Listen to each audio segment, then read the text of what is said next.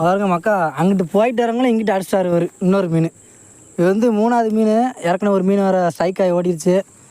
இடையில ஒரு மீன் பிடிச்சாரு. ஆனால் நம்ம நேரம் இல்லை எங்களுக்குள்ளே வீடியோ எடுக்க முடியல, தள்ளி போயிட்டான், அதனால் எடுக்கலை.